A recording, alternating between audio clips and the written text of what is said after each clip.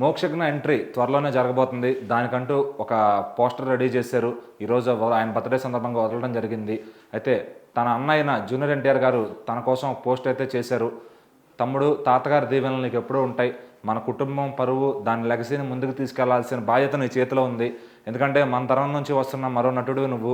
మాలాగా మన బాబాయ్ పరువు నిలబెట్టాలి నువ్వు అంటూ ప్రశంసిస్తూ తనకు విషెస్ చెప్పారు ఆయన. నువ్వు ఎంత చేయగలవో మాకు తెలుసు, నీ క్యాపబిలిటీ ఏంటనేది మాకు తెలుసు. నీకెవరు లేరనుకోవద్దు, మేమందరం ఉన్నాము. నీ క్యాపబిలిటీ ఏంటో చూపించు.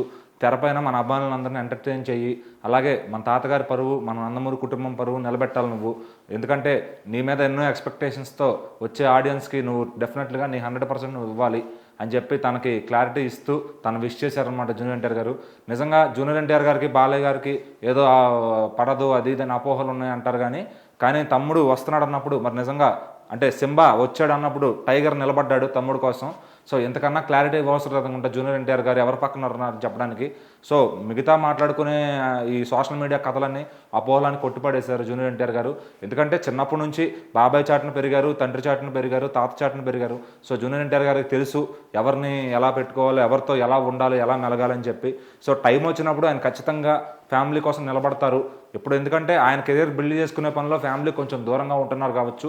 బట్ వాళ్ళకి లోపల ఎలాంటివి ఉంటాయి అనేది బయట పబ్లిక్కి తెలియదు. వాళ్ళ రిలేషన్ ఏంటనేది ఎవరో రాసింది నమ్మి, ఆ అపోహలన్నీ నమ్మి అభిమానులు కొంచెం టెన్షన్ పడుతూ ఉంటారు.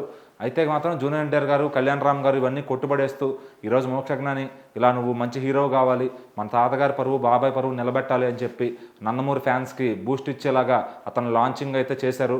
సో ఈ సినిమా దర్శకుడు ప్రశాంత్ వర్మ అనమాట. ఆయన Prashanth Varma cinematic universe second భాగంగా ఈ సినిమాని లాంచ్ చేయబోతున్నారు మోక్షుని.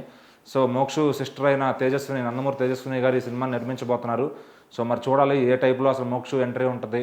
ఇంకా జూనియర్ ఎన్టీఆర్ గారు, కళ్యాణ్ రామ్ గారి సపోర్ట్ తనకి ఎంతవరకు ఉంటుంది. ఆ తర్వాత ఆడియో రిలీజులకి, ఫంక్షన్లకి, అట్లా ఫస్ట్ లుక్లకి వాటికి వస్తారా, వాళ్ళ సపోర్ట్ ఎంతవరకు ఉంటుంది. అయితే ఇప్పుడు మాత్రం నందమూరి అమ్మాయిలు చాలా ఖుషి అయ్యారని చెప్పాలి. అటు Balayya fans, junior NTR fans అందరూ కలిస్తే ఆ యూనిటీ ఎలా ఉంటుందో సోషల్ మీడియా మొత్తం వైబ్ అవుతుంది ఇప్పుడు. సో మోక్షజ్ఞ ఎంట్రీ అలా గ్రాండ్గా జరిగిందనమాట, ఇతర హీరోలు అందరూ విషెస్తో పాటు. సో నిజంగా ఎన్టీఆర్ గారు చెప్పడం అనేది ఇది చాలా ఆనందకరమైన వార్తగా ఫీల్ అవుతున్నారు ఎన్టీఆర్ ఫ్యాన్స్ అంతా. సో ఇక చూడాలి మరి ఎన్టీఆర్ గారు స్టార్ట్ చేసిన మన మోక్షు ఏ రేంజ్లో వెళ్తాడు అని.